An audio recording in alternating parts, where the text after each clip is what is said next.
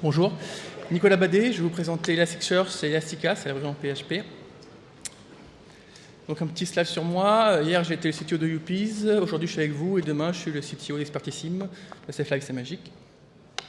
Qu'est-ce qu'Elasticsearch? Donc c'est un moteur de recherche sous la forme d'une API RESTful construit avec l'algorithme de Lucene, donc en Java. C'est facile à installer, juste un petit install Elasticsearch. La couche HTTP est déjà intégrée, donc vous n'avez pas besoin de mettre de serveur HTTP devant. C'est facile à utiliser tout en JSON. Vos documents, les documents que vous envoyez sur l'index sont en JSON, les queries que vous envoyez sont aussi en JSON. C'est très pratique pour expérimenter, faire des tests. Vous pouvez faire juste un curl et vous modifiez votre JSON, donc c'est pas très pratique pour ce point de vue-là.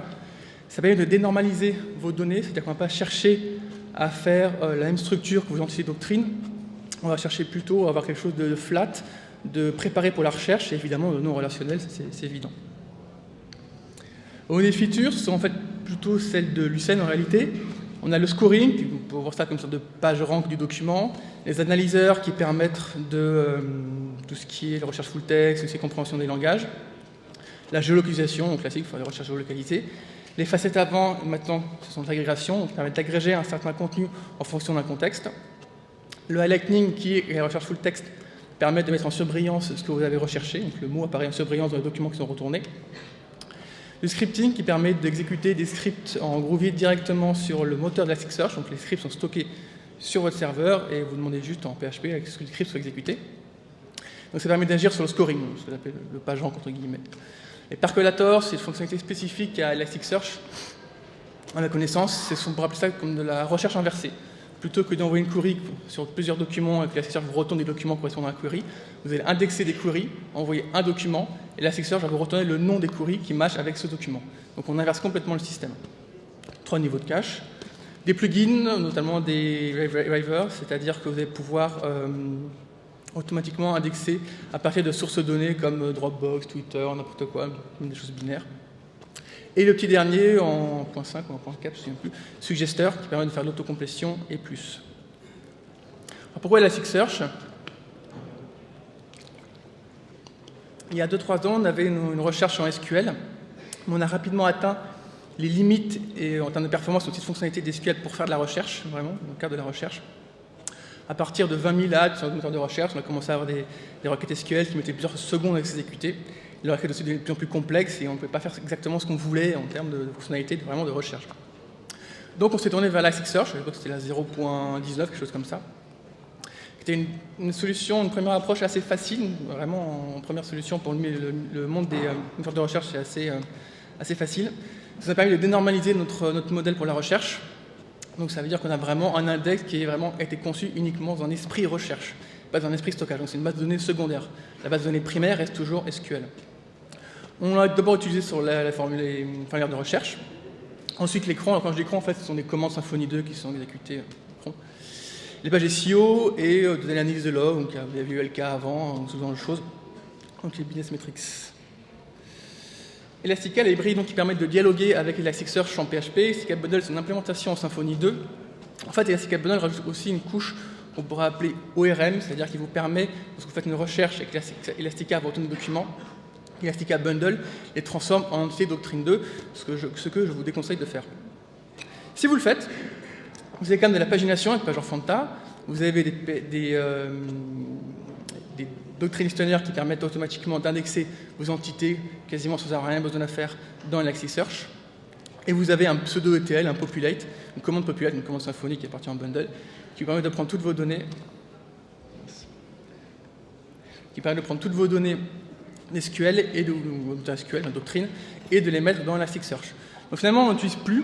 On l'a utilisé beaucoup au début, parce que c'était pratique pour aller vite et pour comprendre comment ça marche, mais après, on finit par remplacer toutes les briques. La seule chose qu'on a gardée, c'est la configuration d'index, c'est bien pratique, et le fait que tout soit en service, c'est-à-dire que client index, ça correspond à des services, et Finder, c'est aussi un service, mais ça appartient à Elastica Bundle, c'est ce qu'on n'utilise plus. Donc quand je parle vraiment de la couche ORM, c'est vraiment le Finder qui appartient à Elastica Bundle. Au niveau de recherche brute de fonderie en Elasticsearch tel quel, donc quand on fait à la console un cœur, tout bêtement. Donc on voit que c'est une API RESTful. Dans l'os, le port 9200 par défaut, l'index, ça pourrait être la base, simplement, d'un point de vue SQL, et le type, c'est la table. Ce qu'on fait, de la recherche, un score search. Le paramètre, c'est la query, en l'occurrence ici. Donc c'est un JSON qui a 3 composantes, query, filter, sort. Le query, c'est plutôt pour jouer sur la pertinence avec du scoring. Le filtrage, c'est plutôt pour discriminer, donc c'est là ou c'est pas là. Il y a un système de cache dessus, c'est plus rapide que tout ce qui est query, donc on peut plutôt s'en faire du filtrage, et le query, c'est vraiment pour du scoring, quoi. Et le tri avec sort. Donc ça, tout le monde comprend ce que c'est que le tri. Comment ça se fait après en PHP avec Elastica, sans Elastica Bundle? On crée une query principale, on crée une deuxième query qu'on va setter dans la query principale. Donc le principe de Elasticsearch, c'est que vous mettez des queries dans les queries, des filtres dans les filtres. Vous pouvez imbriquer les éléments les uns dans les autres sans aucun problème, avec une notion de profondeur dans vos queries. Après, on va créer un filtre, c'est un numeric range. On le set dans la query principale. Et ensuite, on met le tri. Je ne l'ai pas mis là, mais après, il faut récupérer tout simplement le service, le type est en service. Le type nous intéresse pour faire la recherche. Et on utilise la méthode search, et puis on envoie l'objet query, et ça nous retourne un objet result set. Après, la problématique qu'on a eue avec plutôt Elastica Bundle qu'autre chose, ça a été la commande populate qu'on a pas mal customisée pour l'améliorer, permettre de gérer de plus en plus de documents, mais au bout d'un moment, on se finit par retrouver face à un mur, en termes de performance et autres. Donc, alors déjà, un ETL, donc on extrait toutes les données, en 3 classes, extract, transform, load, on extrait toutes les données d'SQL, on les transforme, et après on envoie ça à Elasticsearch qui fait un bulk insert. Donc, n'utilisez pas le populate pour les gros projets. On a pris le parti, c'est vraiment notre choix, de le garder en PHP dans Symfony 2 pour pouvoir continuer à utiliser notre couche métier. Ça va faciliter la migration entre la commande populate et l'ETL, en l'occurrence celui qu'on voit à droite. C'est un choix, il y a d'autres solutions comme Talent, on peut vraiment faire tout ce qu'on veut à ce niveau-là. Hein. Cet ETL est aussi utilisé comme brique pour le Doctrine Listener, qui se comporte comme des AMQP publishers, c'est-à-dire que lorsqu'un utilisateur s'enregistre, ou c'est une entité, il y a un Doctrine Listener qui a juste créé un job, mais moi cette annonce-là dans Elasticsearch, et après c'est dépilé et puis c'est exécuté, enfin c'est de l'AMQP après. Le besoin là-dessus, ça a été vraiment pour, après avoir vécu que le populate, que ce soit rapide. On a testé pas mal de choses et finalement on s'est retrouvé un peu à nu, c'est-à-dire qu'on a fait du PDO, du curl, quoi. Donc vraiment sans aucune librairie du tout quasiment. Avec 10 types, donc 10 tables entre guillemets, sur mon point de vue SQL, et 500 000 annonces en tout, on met 5 minutes sur une bonne machine. Voilà, c'est plutôt pas mal pour le PHP.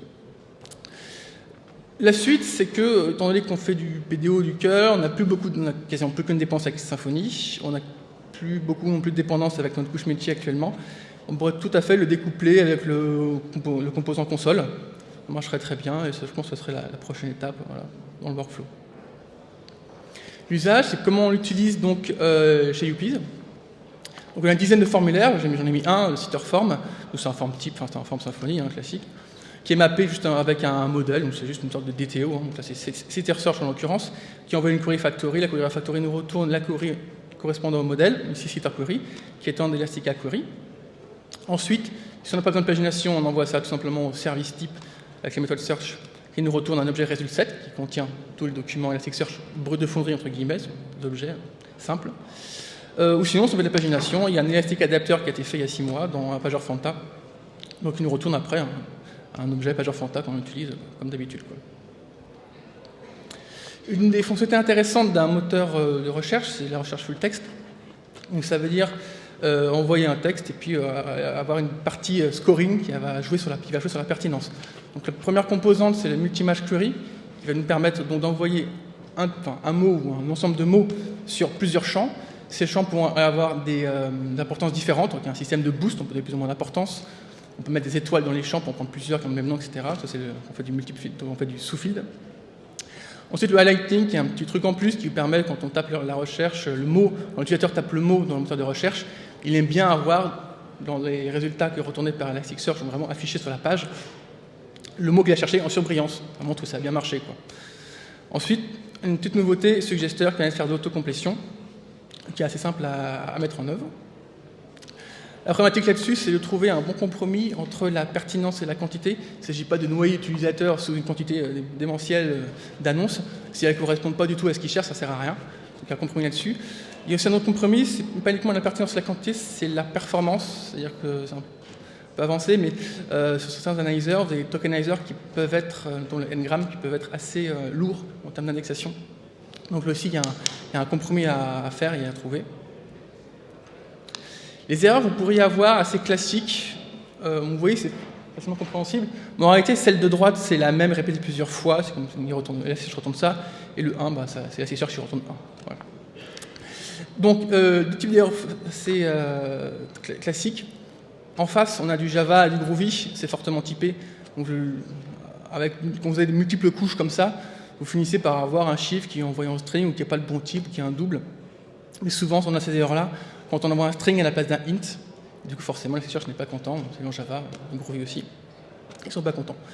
L'autre chose assez intéressante, c'est quand vous faites un gros ETL, vous envoyez 500 000 annonces, et l'Elasticsearch va faire un usage du disque. Donc, s'il vous reste que quelques gigas, vous pouvez très bien les remplir complètement. Il va faire une chart failure exception.